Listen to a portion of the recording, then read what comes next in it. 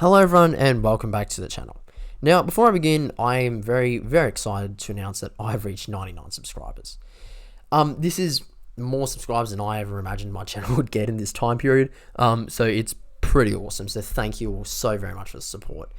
And in anticipation of reaching 100, I'm going to start asking you guys if you want me to do a sort of certain video.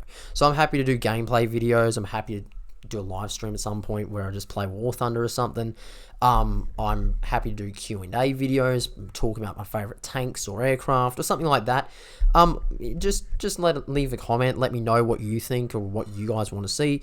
I'm happy to consider pretty much any form of content, but as just it's just going to be a mess around me doing something fun for my 100 subscribers, basically. With that tangent being made, I'll just get on with the video. Since the war in Ukraine, we have seen a huge shift in power due to the introduction of drones, the most prolific of which are the kamikaze first-person view drone systems, which have been responsible for a large amount of casualties on both sides of the conflict. FPV drones have been responsible for some of the most publicized kills, including T-90Ms, M1A1 Abrams tanks, Leopard 2 variants, and even the Challengers. They are routinely shown targeting convoys with relative success, and there is a substantial amount of footage, which I cannot show here due to YouTube regulations and guidelines, of armoured assets being wiped out. This has led to many proclaiming that the age of armoured vehicles is now over, that the supremacy of drones has now begun, and that we should be getting rid of our armoured vehicles with prioritization of drones above all other systems and assets. Yet governments around the world are still buying into tanks, infantry fighting vehicles, armed personnel carriers, and reconnaissance vehicles. So why is this the case? Well, as usual with military procurement, there are two sides to every story. And unfortunately, many people lack access to both sides, and combined with the media only reporting on highly sensationalized events, not everyone has a full understanding of what is leading to this situation.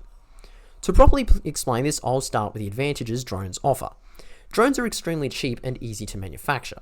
You can get them off the civilian market for about $500, and with basic modifications you can use them against armoured vehicles, light assets, and personnel.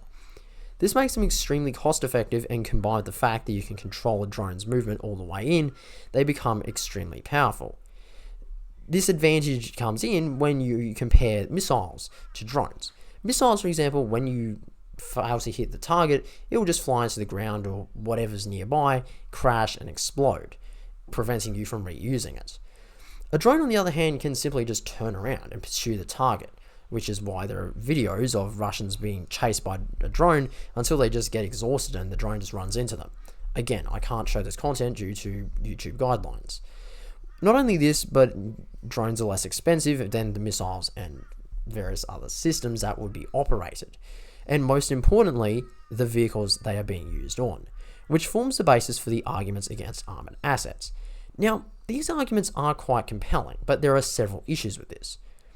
First of all, the war in Ukraine isn't necessarily the best example for performance of drones, as Russia is far from a cutting-edge military. Russian tanks and armoured vehicles are often quite poorly made, or lack survivability upgrades that are common on modern Western tanks. Second of all, modern Western tanks and infantry fighting vehicles are being equipped, or at the very least there are systems that are being planned to be equipped with active and passive protection systems, designed to minimize the effectiveness of drones and missiles. The latest Bradley, for example, has an active protection system that, in gloves off testing, achieved a 75% success rate when fired on by anti-tank guided missiles. Against much more slower and more vulnerable drones, this rate would likely be far higher. Another example is at Eurosatory 2024, when numerous defense companies put forth designs of armored vehicles and tanks which were armed with active protection systems specifically just to deal with drones and incoming missiles. This also corroborates with a statement from French Army Chief of Staff General Pierre Schill, who said that drones are experiencing a temporary supremacy due to lack of effective countermeasures. However, he also stated that such countermeasures are being developed. He also claimed that 75% of FPV drones fail due to the use of electronic warfare systems, and the effectiveness of small drones is merely a snapshot in time. Even now, numerous defense companies are developing systems to protect against drones, ranging from shotguns to missiles and cannons. I also forgot to mention in the initial script that there is also plenty of footage of drones hitting tanks and armored vehicles, causing little to no damage. Only recently there was a video of an MRAP being chased by 3 drones, 2 detonating nearby and hitting it with shrapnel, and the final one impacting on the back of the vehicle, causing no damage. There are also videos of Russian tanks and armored assets being hit by drones and surviving. The same has also occurred with Ukrainian-operated Soviet-era tanks, alongside much more modern specimens, proving that vehicles can indeed survive strikes from such assets. So with this in mind, does this mean that drones are irrelevant? The answer is no. Drones have the advantage of being cheap and reliable against infantry and less advanced militaries. If an opponent cannot field systems to shut down and destroy drones, they will display their lethality, as we are seeing in Ukraine. However, that being said, drones, much like artillery, missiles and bombs, are merely weapons, means to an end, and that end is killing people. Drones are no wonder weapon, and like all other systems, have their own weaknesses and strengths. Whilst they are very dangerous, they will need to change and evolve to remain relevant, particularly as new anti-drone weapon systems are introduced. Ultimately, they have a vast array of advantages and a similar array of downsides, which means that no military should be throwing away their tanks or armoured vehicles when countermeasures are being developed or put into use. Drones are something that should be invested into, but at the same time they are relatively soft targets, meaning that most weapons can disable them with direct hits, and they shouldn't be used as a reason to weaken our armed forces and put our men and women at greater risk. I hope you all enjoyed this video, and if you did, please consider liking and subscribing to the channel.